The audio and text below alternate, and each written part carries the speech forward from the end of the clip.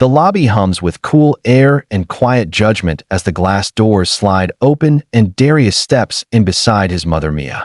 He is 16, tall but gentle in posture, holding an envelope with his first real paycheck tucked carefully inside. Mia offers him a warm look meant to ease the nerves she senses running through him. They chose this branch for the significance of it, not for appearances. It is private, prestigious, polished, the kind of place where marble floors reflect the idea of wealth more than the people who walk across them. And today, Darius would open his first account, something he earned through real work and proud effort. But the moment they approach the reception desk, the atmosphere shifts. A receptionist smiles politely, yet his eyes flick briefly over their clothes, measuring something invisible. Then he signals toward an office where branch manager Claire Dawson sits behind a pristine desk, her blonde hair pulled tight, and her smile even tighter. Claire steps out, her heels striking the marble like punctuation marks. Her eyes sweep over Mia and Darius, and a small pause settles in the space where a genuine greeting should have been. Instead, she offers a brittle, overly slow smile. "Follow me," she says, as though doing them a favor she already regrets. In Claire's office, framed certificates proclaim excellence, leadership, and professionalism. Darius notices how proudly they are displayed, but also how cold the room feels despite the sun pouring through the windows. Mia sits calmly, her voice steady as she explains that they want to open a simple student checking account. Darius hands over his documents with careful precision, eager to show he is responsible. Claire barely glances at them before lifting a brow. "And this money," she says, tapping the envelope. "All $480. Where did you get it?" Darius answers politely that it is from his summer job. But Claire leans back with a practiced skepticism that feels rehearsed. "Uh-huh. And your mother is aware of this deposit?" she asks, as though speaking to someone dangerous. Mia keeps her tone neutral. "Yes. I just told you. We're opening the account together." But Claire's voice tightens. "I'm asking your son," she replies, asserting control in a room where no one challenged her except her own imagination. Outside the office glass, they notice how quickly other customers are being helped. A white couple is laughing with a banker, finishing their application in minutes. Another young man in casual clothes strolls out with paperwork in hand, smiling. Meanwhile, Claire studies Darius's paycheck as if it were a suspicious artifact. Time drags. Claire begins demanding additional proof, employment letters, pay history, even verification of birthday gifts. Darius's shoulders sink. Mia watches him silently, recognizing the hurt forming behind his polite expression. "These aren't standard requirements," Mia says calmly. Claire waves a dismissive hand. "I have discretion, and frankly, something here doesn't add up. We have to protect the bank from questionable activity." The words land like slaps. Questionable. Suspicious. Not belonging. Claire stands, crossing her arms with theatrical annoyance. This bank serves established clients. People with real financial credibility. Not whatever this is. A ripple of discomfort spreads through the lobby. People glance toward the office, sensing cruelty even if they cannot hear the words. Darius swallows hard, staring at his shoes. Mia rests a comforting hand on his shoulder, but her eyes sharpen as she watches Claire continue her performance. After 20 agonizing minutes, Claire finally makes her move. She steps closer, lowering her voice but ensuring it carries. "Look," she says, "I'm trying to be patient. But people like you need to understand that this isn't the place to make demands. This is a private banking environment. We have standards. And your mother," she turns her gaze on Mia with icy dismissal, "should know better than to waste our time. She's nobody here." The words freeze the room. Claire believes she has ended the conversation. She believes she holds all the power. But she also has no idea how completely she has miscalculated. Darius blinks rapidly, a tear escaping before he can stop it. Mia does not flinch, though something unbreakable rises inside her. She reaches for her phone, not shaking, not emotional, simply resolute. She types a brief message, "Issue at Rivergate Branch. Stand by." Then she looks up at Claire with a quiet steadiness that unnerves the manager more than raised voices ever could. Claire scoffs at the sight of the phone. "Recording is prohibited," she snaps. "I'm not recording," Mia replies evenly. "I'm documenting." The lobby has gone silent now, customers openly watching, employees frozen mid-task. Darius straightens slightly, confused by his mother's calm, sensing there is something she knows that Claire does not. Claire finally crosses her arms in smug triumph. "This appointment is over," she declares. "Take your papers and go somewhere more appropriate for your needs." The phrase stings with deliberate contempt. Mia stands slowly. "Are you sure that's what you want to say to me?" she asks quietly. Claire lifts her chin, mistaking danger for victory. "Absolutely. You don't belong in this bank." Mia holds her gaze, unbothered. "Good," she says softly. "I needed to be certain before I made my call." And with every eye watching, Mia presses a single button, raises the phone to her ear, and waits. Claire smirks, convinced this is some desperate attempt to intimidate her. But the moment the call connects, a crisp professional voice answers instantly. "Mia? I got your message. What happened?" Several heads in the lobby turn. Claire's smirk falters. Mia looks directly at her and speaks clearly into the phone. "I'm at the Rivergate branch," she says. "We have a problem." The lobby freezes as Mia's calm voice travels through the open space. Claire stands stiff beside her desk, trying to interpret what she is hearing. Darius watches his mother with wide, uncertain eyes, sensing a shift so sudden it feels like gravity itself changed direction. The voice on the phone continues with firm clarity. "Tell me exactly what is happening." Claire's eyebrows knit in confusion, her earlier confidence wavering. There is something about that voice, professional, authoritative, immediately responsive, that unnerves her. Mia answers in the same even tone she used during the entire humiliating ordeal. "The branch manager has refused service without justification. She questioned my son's legitimate income, demanded extra documentation not required by policy, and made statements that suggest discriminatory intent." Her words carry through the quiet lobby, and several customers exchange stunned looks. The employees nearby, who had been silently observing, now stand completely still. Mia continues. "She also stated that we do not belong in this bank." Claire feels heat rising in her chest. She steps forward, trying to regain her footing. "Excuse me," she interrupts, voice sharp but trembling at the edges. "Who exactly are you calling? Your friend? Your cousin? Whoever it is, they have no authority here." But her words reveal her ignorance more than anything else. She is not accustomed to anyone challenging her judgment, and the wobble in her voice betrays her first flicker of fear. Mia does not acknowledge her. She simply says into the phone, "I am standing in her office now." She's present. The voice responds, "Put her on speaker." Claire lets out a short, incredulous laugh. "Absolutely not," she snaps. "This is absurd. You cannot escalate a banking policy disagreement like this." Customers shift in their seats. Even the security guard watches closely. Mia turns on the speaker. The phone's calm voice becomes louder, sharper. "Branch manager, identify yourself." Claire stiffens, thrown by the direct command. "This is Claire Dawson," she says reluctantly, attempting a polite tone but failing to hide her irritation. The voice answers instantly. "Ms. Dawson, you are to stop speaking to the customers immediately and refrain from making further decisions until upper leadership arrives." A ripple of shock moves through the room. Claire's face pales. That is not a friend. That is not a bluff. That is someone with power, real, tangible authority. "What?" she stammers, trying to maintain composure. "You cannot give me directives. Who is this? And who is she?" She gestures sharply toward Mia, her voice cracking slightly. Mia's eyes remain steady. "You will know soon," she replies gently, which somehow frightens Claire more than anger ever could. The voice on the phone continues. "I'm dispatching regional oversight now. Remain where you are." Then the call ends. A heavy silence settles around them, thicker than before. Claire inhales deeply, trying to salvage control. "That was outrageous," she declares loudly, forcing a laugh to mask her panic. "You're trying to intimidate me. That was obviously some supervisor friend of yours. But it doesn't change anything. I'm still the manager here, and I am declining your account application." She points toward the door, a gesture meant to be commanding, but one that now trembles. "Please leave the branch."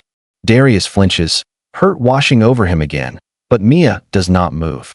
Instead, she picks up the papers from the desk and examines them with calm precision.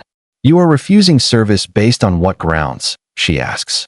Claire's frustration boils over. "I told you, your son's deposit is suspicious. Your employment information is unclear. Your attitude is confrontational. I have every right to decline. Mia doesn't react. State it again, she says quietly. State your reason clearly, here, in front of your staff. The demand makes Claire swallow hard. The employees are no longer pretending to work. They are listening. Every word she speaks now carries weight. Claire folds her arms tightly. Fine, she says, voice harsh. People like you always create problems. You question every procedure, then cry discrimination when we enforce policy. This is a private institution. We choose our clients. And your mother, she looks directly at Darius, should realize she has no standing here. She is nobody. Gasps scatter through the lobby. The security guard's expression hardens. A teller covers her mouth. Darius feels the words hit like a physical blow. Mia, however, stands still, her strength forming a quiet shield around her son. She looks at Claire with deep, unshaken steadiness. Are you absolutely sure, she asks softly, that this is how you want to handle this situation? Claire lifts her chin again, clinging to the last remnants of her authority. Yes, she says sharply. You are not clients we want. Mia nods once. Good, she says, not unkindly. Then I will make the next call. She dials a number from memory, places the phone on the desk, and waits. The line connects instantly. President Carter speaking. The room goes silent. Claire's eyes widen. Darius looks up suddenly, shocked. Mia answers calmly. I'm at Rivergate. Your branch manager has violated policy and escalated to discriminatory conduct. I need immediate intervention. The voice becomes all business. I'm activating executive protocol. Do not leave the branch. Regional oversight is en route. Claire nearly collapses. President Carter? She whispers, voice cracking. As in, our corporate president? Mia finally turns to face her fully. Yes, she says, her voice calm and devastating. The one who supervises all 50 branches. And with that single revelation, Claire realizes the truth. The woman she called nobody is the one person she should never have underestimated. The moment the words leave Mia's lips, the entire lobby inhales at once. Claire feels her balance tilt, reality slipping from beneath her heels. President Carter. Not a generic title, not a bluff, not an idle name. Her company's top authority, the highest decision maker in the entire banking network. And she has just been summoned by the woman Claire spent nearly an hour belittling. Claire stares at Mia as if seeing her for the first time, eyes wide with disbelief. You know President Carter? She whispers. Mia doesn't answer the question. She doesn't need to. The phone vibrates on the desk, followed by a chime from Claire's computer. Her email screen lights up with a subject line that blazes like a verdict. Immediate suspension directive. Her breath catches as she opens it. The letter is crisp, formal, devastatingly clear. It states that due to reported misconduct and breach of policy, she is hereby suspended without pay, effective immediately, pending executive review. It instructs her to cease all customer interaction at once, surrender access badges and keys, and remain on site until security escorts her out. Claire rereads it, fingers trembling so wildly she can hardly grip the mouse. Suspended? She gasps. This has to be a mistake. Her face drains of color, her professional composure evaporating. She turns to Mia with desperation replacing arrogance. Wait, please, I didn't know who you were. If you had told me, I would have, but Mia gently raises a hand, stopping her. Exactly, she says softly. And that is the problem. Respect should not depend on knowing someone's title. Those words wash over the room like a hard truth rarely spoken aloud. Staff shift uncomfortably, recognizing the weight of what they've witnessed. Darius watches his mother with a growing sense of awe. He had felt small moments ago, but now he sees Mia standing with unwavering calm, commanding the room without raising her voice. Security approaches quietly. The guard, Marcus, looks at Claire with firm professionalism. Ms. Dawson, he says, I need your badge and office keys. Claire clutches them protectively, as though letting go means losing more than a job. No, she pleads. I can explain. We had a misunderstanding. You can't just remove me. Marcus keeps his tone steady. This is a corporate directive. I have to follow it. He extends his hand. Slowly, painfully, Claire surrenders her badge. When it leaves her grip, something in her fractures. The identity she built, award-winning manager, respected authority, untouchable professional, collapses into the reality she tried so hard to avoid.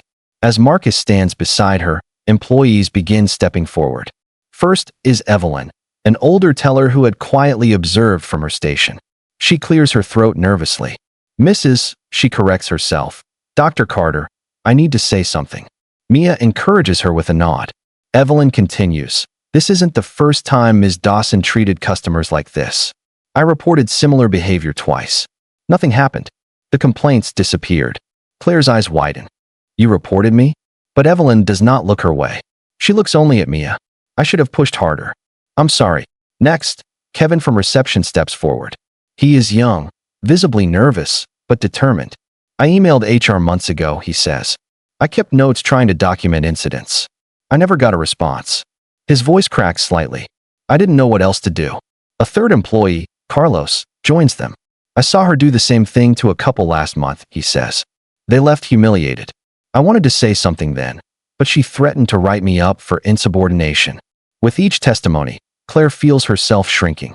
Her face flushes with disbelief and humiliation. She opens her mouth to defend herself, but Marcus gently shakes his head. She is no longer permitted to speak.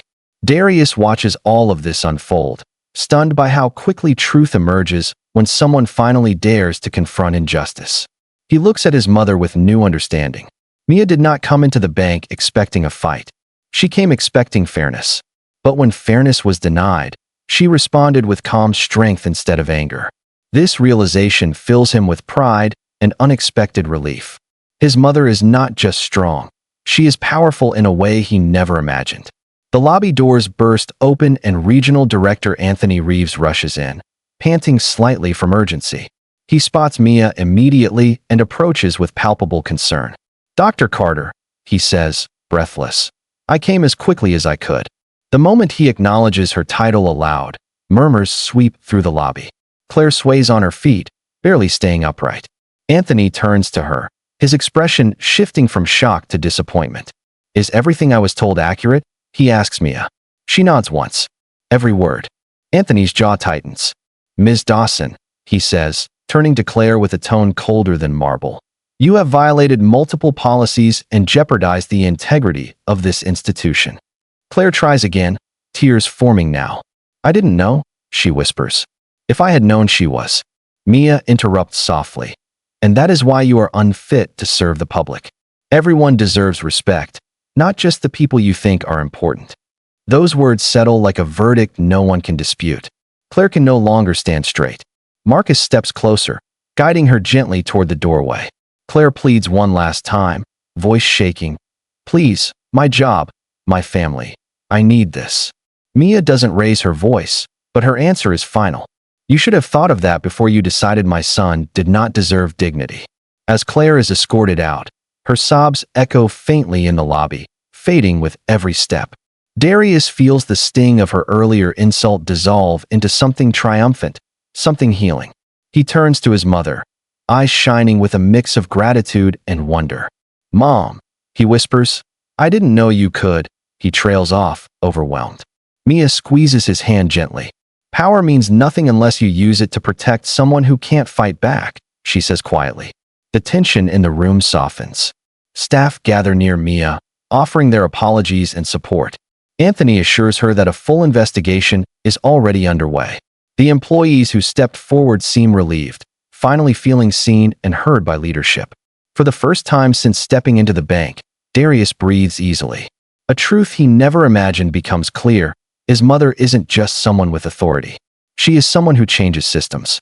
And today, she has changed his world. 3 days after the confrontation at Rivergate Branch, a quiet tension hangs over the headquarters of First Western Financial Holdings.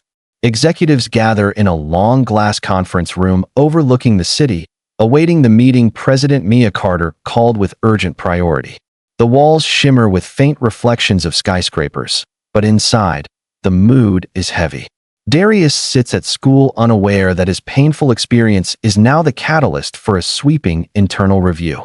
Mia enters the room with a stack of documents, her presence calm but unmistakably authoritative. The board members rise instinctively. She gestures for them to sit, signaling that formality is less important than the truth they are about to face. When she begins speaking, her voice holds no anger, only clarity and purpose. "We have completed the initial audit of Rivergate," she says. "The results are troubling and go beyond one isolated incident." The room quiets as she distributes packets showing the data her team uncovered. Inside are charts, logs, timestamps, and side-by-side comparisons of customer interactions.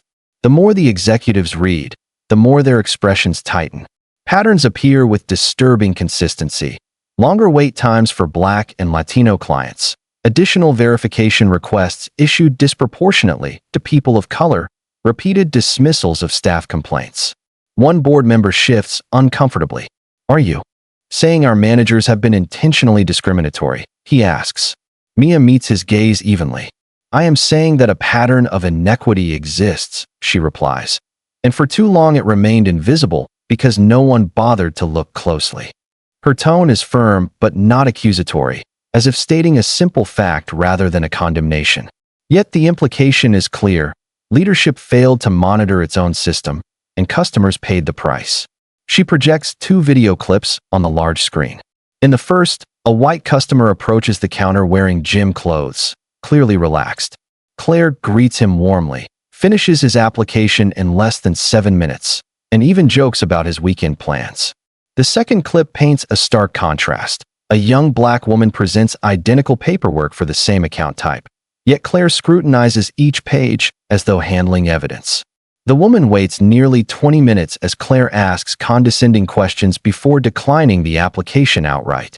Several managers shift in their chairs, realizing how difficult this footage will be to defend if regulators demand answers. Mia lets the silence settle before continuing. "These incidents were not recorded as compliance breaches because the triggers in our system are too narrow. They capture numbers, not behavior." Her calm delivery makes the truth sharper, more undeniable. She moves through pages showing HR records, complaints unaddressed, reports closed without review, employee notes dismissed as personality conflicts. Some executives wince as they recognize signatures approving these dismissals. Mia does not assign blame to individuals. Instead, she expands the scope. "This is not about one manager," she says. "This is about a structure that allows bias to hide beneath routine processes."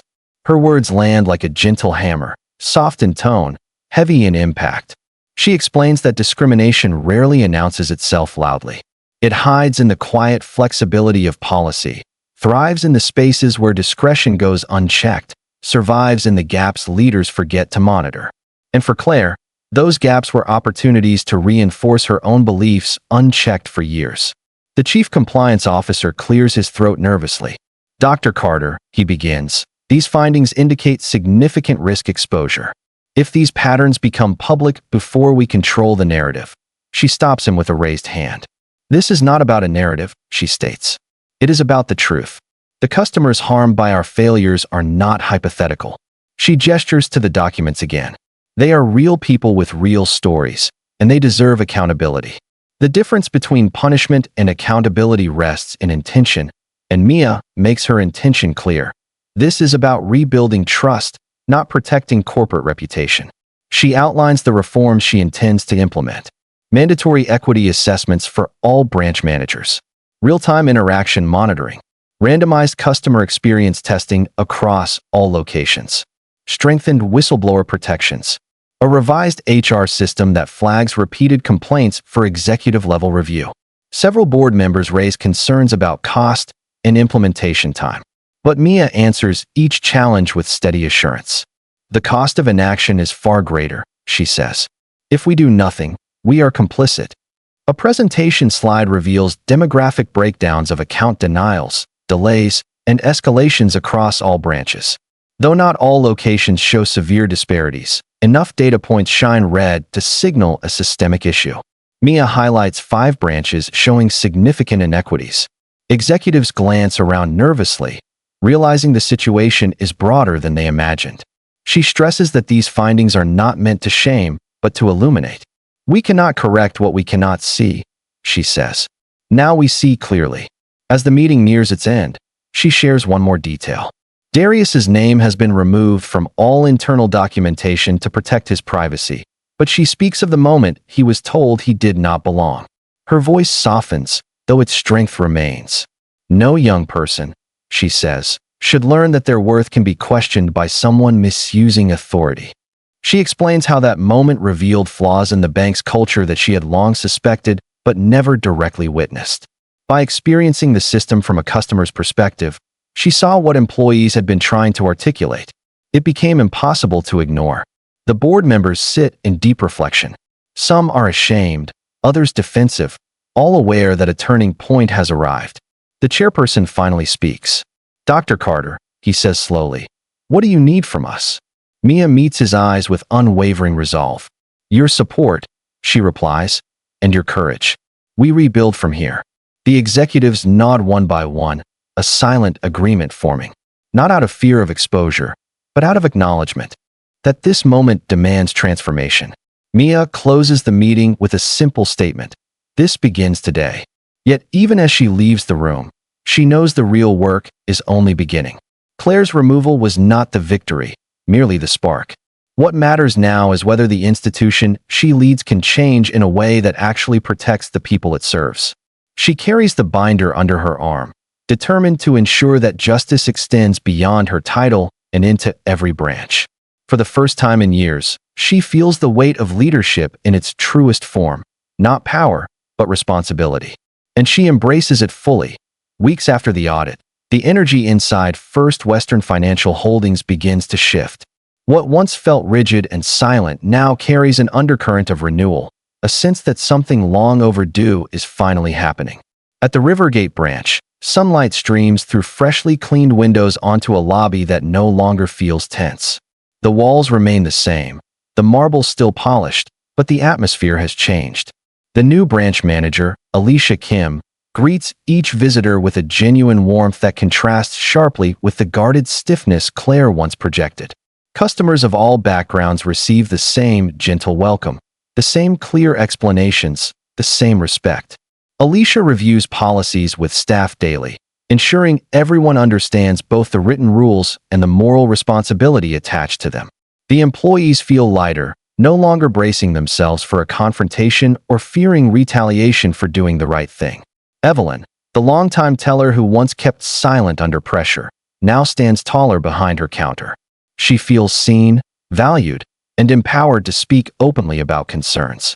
Kevin from the reception desk has begun training for a supervisory role, his confidence rising with each passing week. Carlos, the teller who once feared punishment for telling the truth, has been promoted and now assists with rewriting service guidelines to ensure fairness is embedded in every step. For the first time in years, the staff work with unity instead of fear, each aware that leadership finally listens. The culture of the branch feels healthier, more human, anchored in the simple idea that dignity belongs to every customer who steps through the door. Corporate-wide reforms accelerate rapidly. Mystery shoppers begin visiting branches at random, posing as customers from varying backgrounds. Their reports highlight both strengths and flaws, shining an honest light on patterns that were once ignored. Some managers welcome the feedback, eager to improve. Others struggle with the newfound accountability and pushback from the shifting expectations. Those unwilling to adapt quickly find themselves facing retraining or reassignment. A few, like Claire, lose their positions entirely, though none fall as dramatically. The reforms are transformative, not punitive, but accountability remains firm. Mia ensures every policy has teeth, every complaint is reviewed, every incident recorded with transparency. Meanwhile, Claire's life outside the bank unravels in ways she never anticipated.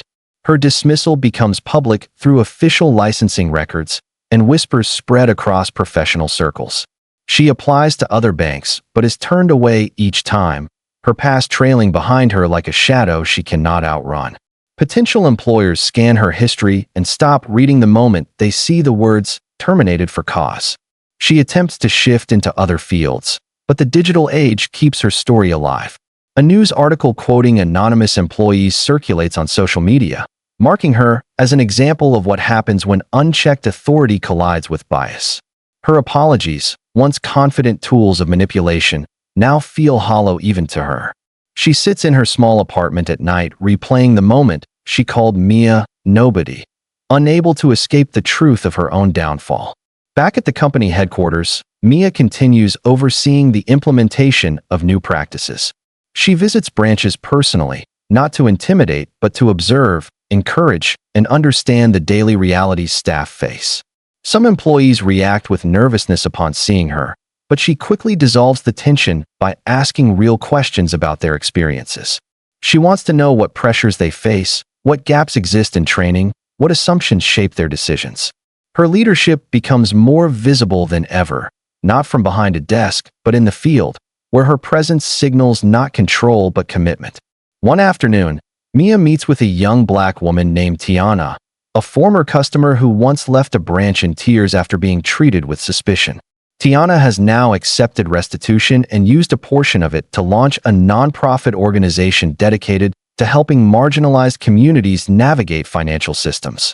She thanks Mia for taking action, but Mia responds humbly. "You didn't need me to create this," she tells her. "You needed the space to be heard." Tiana smiles thoughtfully, understanding that meaningful change begins in the small, often overlooked interactions that shape a customer's trust. The bank's first annual Equity in Service report is released within months. For the first time, the public sees detailed data showing where disparities once existed and how quickly they are shrinking. Wait times between demographic groups narrow. Application approvals become more consistent. Customer satisfaction rises across nearly every branch. The report does not hide the bank's failures. Instead, it highlights the institution's refusal to stay stagnant. The transparency draws praise from community organizations, surprising many executives who once feared exposing weaknesses. Despite the progress, Mia remains realistic. She knows change is not a switch, but a long journey requiring constant vigilance. The true test is not the report or the policies, but the daily decisions of hundreds of employees who must choose integrity over convenience. Still, she feels hopeful as she walks through the revitalized Rivergate branch one morning and sees Darius's picture pinned to a bulletin board celebrating youth financial literacy. Beneath it, a handwritten note from Kevin reads, "Thank you for inspiring change." As she leaves the branch, Mia reflects on the irony that her son's hurt sparked the transformation she had been striving for quietly for years. She had always believed in the power of systems, but now understands deeply how fragile they are when left unguided. Her resolve strengthens with every visit, every conversation, every reopened door. The work is far from done, but for the first time, she sees a path forward that feels honest and sustainable. And though Claire has vanished into the margins of her own life, the impact of her downfall stretches far beyond her personal story. It stands as a reminder that titles offer no immunity from consequences and that humility is not optional when serving the public. More importantly, her downfall clears the way for leaders who value fairness, empathy, and responsibility. By the time Mia returns home each evening, she carries both exhaustion and pride. Not pride in punishment, but pride in progress, the kind that grows slowly, deliberately, rooted in accountability and compassion. She knows the next steps will demand just as much courage as the first, yet she embraces them fully. The rebuild has begun, and this time, the foundation is stronger than it ever was. 6 months after the confrontation at Rivergate Branch, the world around Mia and Darius has settled into something sturdier, clearer, and far more honest. The morning sun spills across their kitchen table as Darius sits with a warm mug between his hands, staring thoughtfully at the silver debit card lying beside him. It is no longer new, no longer a symbol of humiliation. Instead, it represents something steadier, a quiet declaration that he belongs anywhere he chooses to stand. Mia watches him with gentle attention, sensing that something deeper lingers in his mind. He finally looks up, eyes uncertain yet searching. "Mom," he begins softly, "do you think people can really change?" The question hovers between them, shaped by months of reflection, school conversations, and late-night memories he has not fully shared. It is not just about Claire. It is about the world that taught him what happened that day could happen at all. Mia sets down her tea, folding her hands thoughtfully. She knows this moment matters. Change is not a simple yes or no, and Darius deserves more than comforting cliches. Some people change because they want to, she says slowly. Some change because they have to, and some don't change at all. She reaches across the table, tapping the edge of his card. But what matters is that you know your worth. Nobody, not a manager, not a stranger, not a system, gets to decide that. Her voice remains steady, carrying the weight of lived truth. Darius nods, but looks away, wrestling with something heavier. It still hurts sometimes, he admits. I hear her voice in my head, saying we don't belong, calling you nobody. Mia's expression softens. Hurt doesn't disappear, she says gently, but strength grows around it. And one day, you realize the hurt gave you a voice you didn't know you had. Later that week, Mia stands before a group of new employees during a corporate training session. The program she designed focuses not on rules alone, but on humanity, on understanding how small acts of bias can shape someone's dignity. She shares anonymized stories, including one mirroring what happened to Darius. The new employees listen with quiet intensity, absorbing the lesson not as a lecture, but as a responsibility. When Mia finishes, one young trainee raises her hand. How did you stay calm when you were being treated unfairly? Mia pauses, then answers honestly. Calm isn't the absence of emotion. It's choosing to respond with purpose instead of anger. And sometimes, she adds softly, calm is what reveals the truth most clearly. Her words settle into the room with quiet power.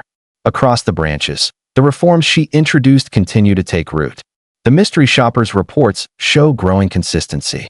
Customers of all backgrounds report fair experiences, respectful interactions, and clearer communication. Some managers who once resisted now embrace the changes, grateful for the clarity and guidance. Others move on to different careers, recognizing that the new culture demands more than they are willing to give. But the institution, once cracked by invisible inequities, now rebuilds itself with transparency at its core. Community leaders who once criticized the bank begin attending meetings with cautious optimism. They acknowledge not perfection but progress, genuine, measurable progress. Meanwhile, Claire remains a distant shadow in the story, living a quieter life far from her former authority. She applies for jobs, often reaching the interview stage before her past resurfaces. Sometimes she tells herself she was unlucky. Other times she admits, in late-night honesty, that she built her downfall one decision at a time. No one celebrates her suffering, but it stands as a clear reminder of the cost of unchecked bias. Mia thinks of her sometimes, not with anger, but with a hope that she might one day understand the harm she caused. Change, after all, requires awareness before anything else. One afternoon, Darius returns home holding a sealed envelope addressed to him. He sits at the kitchen table and opens it slowly. Inside is an acceptance letter to a national youth leadership program focused on financial literacy and equity, an initiative Mia helped establish after the audits, inspired in part by her son's experience. Darius stares at the letter, stunned. "Mom," he whispers, "I got in." Pride glows in Mia's eyes as she embraces him. "You earned it," she says. "Your voice matters. People will listen." For the first time since the incident, Darius feels the weight in his chest lift. Not because the memory is gone, but because it has become something else: fuel, purpose, strength. As they sit together late into the evening, the house quiet around them, Mia reflects on everything that has changed. Not just policies, not just managers, not just data points on quarterly reports. What changed most profoundly was the understanding that fairness must be guarded every day. It is not automatic. It must be defended by those who witness wrongdoing, shaped by leaders willing to face uncomfortable truths, and carried forward by young people like Darius who now see the world with sharper eyes. The story closes not with revenge, but with growth. Not with punishment, but with accountability. Not with bitterness, but with rebuilding. Mia knows the work will never be finished, but she also knows that her son's confidence has returned, steadier than before. And as he folds the acceptance letter neatly into his backpack, she sees something new in his posture: hope, responsibility, and the steady belief that he can help build the kind of world she has been fighting for. The final lesson settles gently between them. Respect must be rooted in every interaction. Dignity belongs to everyone. And sometimes, justice begins with a single voice that refuses to be quiet.